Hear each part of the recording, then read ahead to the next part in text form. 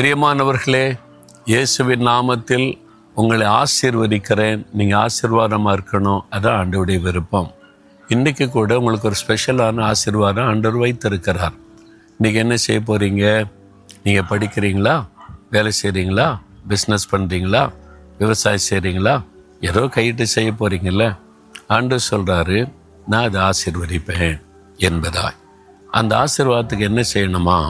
128 சங்கீதம் 1 கர்த்தருக்கு பயந்து அவர் வழிகளில் நடக்கிறவன் எவனோ அவன் பாக்கியவான். பாக்கியவான் அப்படின்னா ஆசீர்வதிக்கப்பட்டவன்.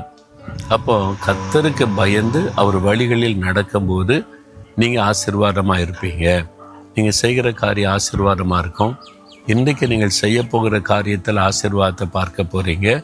நீங்கள் பயப்படுகிறபடியால் அதை நன்மையாய் கர்த்தர் மாற்றி விடுவார். சரி, 2 காரியம் சொல்கிறார். ஒன்று, கர்த்தரை குறித்த பயம் நமக்குள்ள இருக்கணும். 2வது, அவருடைய வழிகளில் நடக்கணும். இன்றைக்கி மக்களுக்கு கடவுள் பக்தி இருக்குது.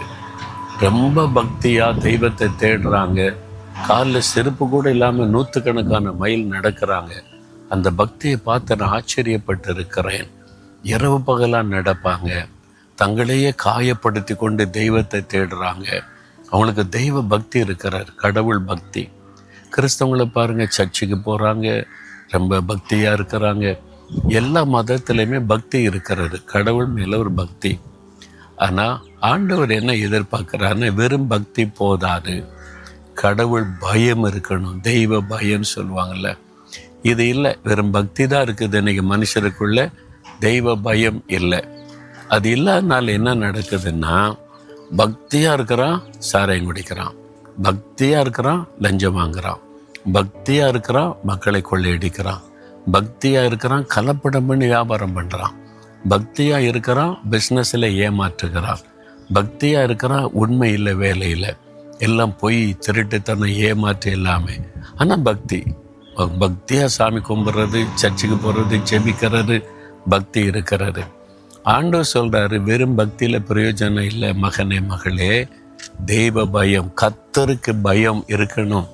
அது என்ன பயம்னா, கர்த்தர் என்னை கவனிக்கிறார், என்னை பார்க்கிறார், என்னை கவனித்து கொண்டே இருக்கிறார். அதனால் இந்த தப்பை நான் பண்ணக்கூடாது, இந்த பாவத்தை செய்யக்கூடாது, பொய் சொல்லக்கூடாது, ஏமாற்றக்கூடாது, வஞ்சிக்கக்கூடாது. ஆண்டவர் என்னை கவனித்து கொண்டிருக்கிறார் என்ற கர்த்தரை குறித்த பயம் நம்ம உள்ளத்தில் இருக்கணும். இருக்குதா? அது இது இல்லாதனால தானே சும்மா செல்ஃபோனில் கண்டதை உருட்டுறது, பேசுறது, நம்ம செய்கிறதெல்லாம் நமக்கு கரெக்டாக தெரியுது. அதை யாராவது தடுக்க வந்தால் கோபம் வருது. ஏன்னா கர்த்தருக்கு இந்த பயம் இல்லை. அதான் பக்தியாக சர்ச்சுக்கு போகிறேன்ல, ஜெபிக்கிறேன்ல, அப்படி சொல்லி கொண்டு இருக்கிறோம். அது போதாது, கர்த்தருக்கு இந்த பயம் உள்ளத்தில் இருக்கணும். அது மாத்திரம் அவருடைய வழிகளில் நடக்கணுமா. நம்ம நடப்பது கர்த்தருடைய வழியாக இருக்கணும். அது இப்போ எங்கே கண்டுபிடிக்கிறது? இதுதான் வேத புஸ்தகம், இதில் இருக்குது. கர்த்தர் எப்படிப்பட்டவர்? அவர் பரிசுத்தம் உள்ளவர், உண்மை உள்ளவர், நீதி உள்ளவர். அவர் அவரை குறித்து நிறைய எழுதப்பட்டிருக்கல்ல. அவர் எப்படி நீதியாய் செயல்படுகிறவர், மன்னிக்கிறவர், மனதொருக்கம் உள்ளவர், அன்புள்ளவர், தாழ்மை உள்ளவர், சாந்த குணம் உள்ளவர்.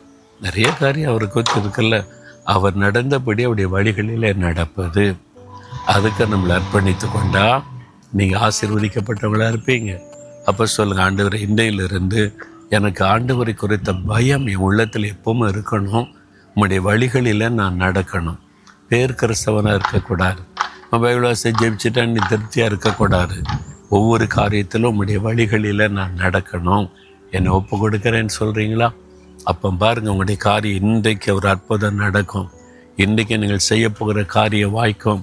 இன்றைக்கு உங்களுக்கு வழி திறக்கப்படும். அற்புதத்தை பார்ப்பீங்க.